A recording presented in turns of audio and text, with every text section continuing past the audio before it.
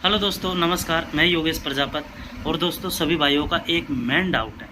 वो main doubt हमेशा यही है, एएलपी सीबीटी 2 की basic science and engineering drawing, इसमें full out of full score कैसे करना है। तो अगर मेरे भाई, जब तक आप 50/50 का टारगेट अगर आप लेकर नहीं चलेंगे तो कहीं ना कहीं लॉस देखने को आपको मिलेगा।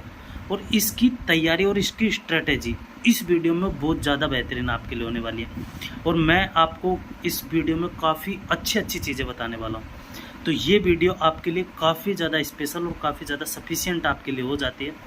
तो दोस्तों, वैसे मैंने सारी चीज़ें बता रखी है। तो दोस्तों, बिना समय गवाए हुए हम वीडियो को स्टार्ट करते हैं। तो सबसे पहले आती है बुक्स की बात। वो मैंने आपको बता रखी है कौन सी बुक आपको परचेज़ करनी चाहिए।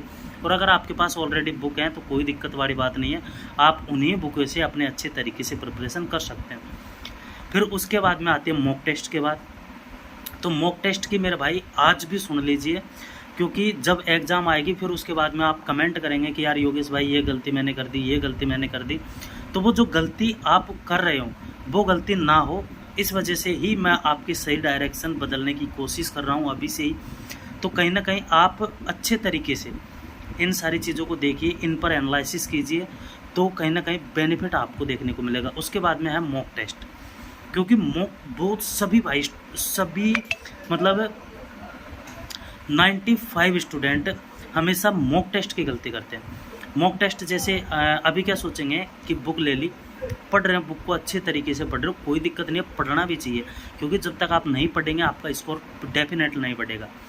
लेकिन इसमें एक गलत मॉक टेस्ट की, मॉक टेस्ट आपको अभी से लगा देना चाहिए, अभी से लगाना स्टार्ट कर देना चाहिए, क्योंकि मॉक टेस्ट का 100% रोल एग्ज़ाम में होता है।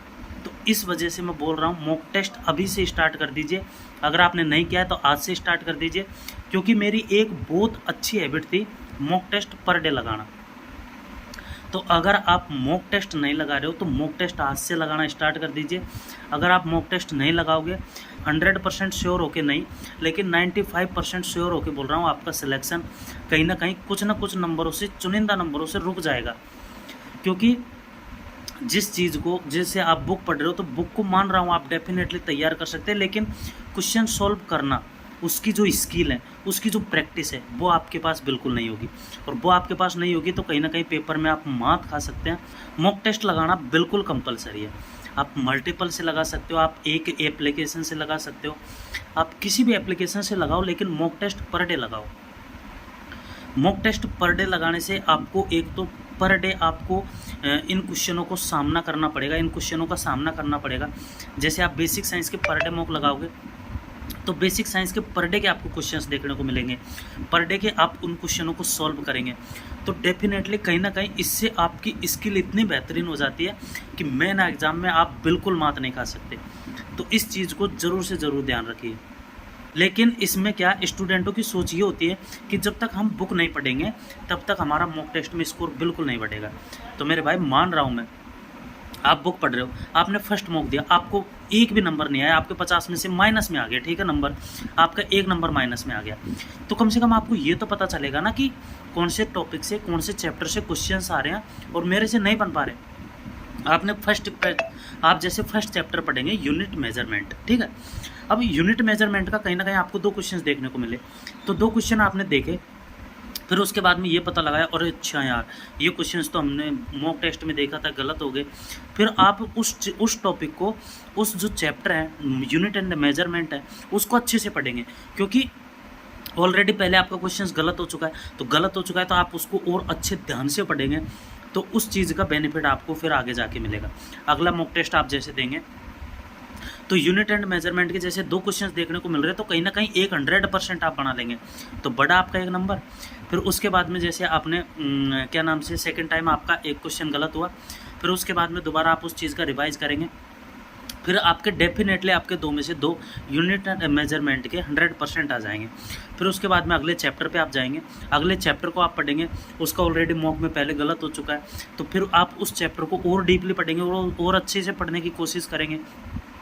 और एक आपको ये पता चलेगा कि यार इस चैप्टर में कितने डीप से क्वेश्चन बन पा रहे हैं और कितने डीप से क्वेश्चन आ रहे हैं एग्जाम में, ये भी आपको उस चीज़ से पता चलेगा मॉक टेस्ट से।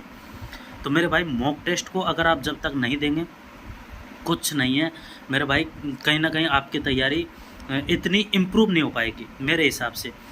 तो मेरे भाई मॉक टेस्ट देना ज़रूर से ज़रूर स्टार्ट कर दीजिए। और मैं बताता रहता हूँ हमेशा, एक स्किल अपना लो जब तक सिलेक्शन नहीं हो, जब तक आपका सिलेक्शन नहीं हो। डेफिनेटली मान लो इस एग्ज़ाम में नहीं हो, अगले में नहीं हो, तो जब तक सिलेक्शन नहीं हो तब तक आपको पर डे मॉक टेस्ट लगाना है। ये अगर आपने अपनी हैबिट बिठा ली, आप पर डे का मॉक टेस्ट लगाने लग गए, तो इतना आपको एक्सपीरियंस हो जाएगा क्वेश्चन सॉल्व करने का कि आप जिस क्वेश्चन में 20-20 सेकंड लगा रहे हो उसमें 10 सेकंड, जिस क्वेश्चन में आप मिनट लगा रहे हो उसमें 30-40 सेकंड, इतना टाइम आप कम कर सकते हो।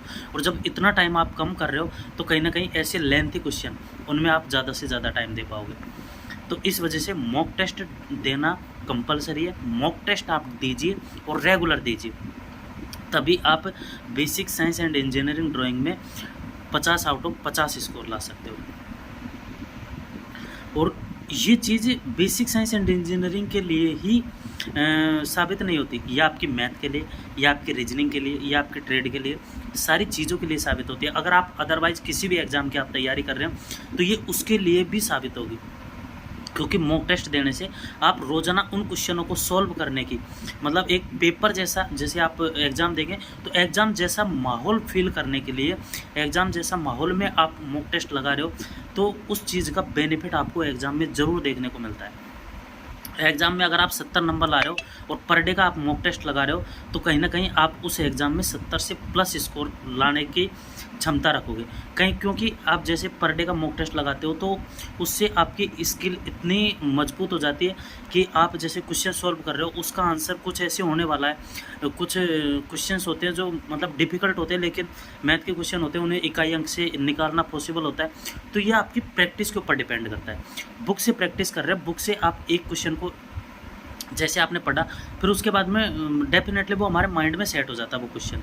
तो उसके बाद में जैसे आप सेकंड टाइम उस क्वेश्चन की प्रैक्टिस करेंगे तो उसमें आपको इतना दिमाग लगाने की ज़रूरत नहीं है। लेकिन मॉक टेस्ट देंगे तो उसमें आपको डेफिनेटली अपना पूरा दिमाग लगाना पड़ेगा उस क्वेश्चन को सॉल्व करने में। कहीं ना कहीं जो क्वेश्चन आपसे आ रहे हैं, बन पा रहे हैं, उन क्वेश्चनों को आप गलत कर रहे हो, तो ये पता चलेगा कि आपको किस जगह पर सुधार करना है। तो ये सारी चीज़ों का पता आपको मॉक टेस्ट से चलेगा। तो मॉक टेस्ट आज से ही लगाना स्टार्ट कर दीजिए। तो दोस्तों ये बात मेरी बिल्कुल मान लीजिए आप, नहीं तो कहीं ना कहीं एग्ज़ाम में आपको पछतावा होगा। ये मैं गारंटी के साथ बोल सकता हूँ इस चीज़ को। मॉक टेस्ट नहीं लगाते हो तब तक आपको कहीं ना कहीं एग्ज़ाम में स्कोर आपको कम ही देखने को मिलेगा। तो मॉक टेस्ट ज़रूर से ज़रूर लगाइए, पर डे लगाइए, बिल्कुल एक भी दिन मिस नहीं करना है। कोई बाई चांस अगर दिन मिस होता है तो वो अलग बात है, लेकिन जैसे महीने में 30 दिन होते हैं तो 30 दिन में से आपको 28 mock test, 28 full mock test तो लगाने हैं, ये तो फिक्स कर लीजिए आप। तो दोस्तों कैसी लगी आपको हमारी वीडियो को कमेंट बॉक्स में ज़रूर कमेंट करें। और अगर आपका कोई भी डाउट है तो कमेंट ज़रूर से ज़रूर करें, और हमारे चैनल को सब्सक्राइब करें, वीडियो को लाइक करें। Thank you.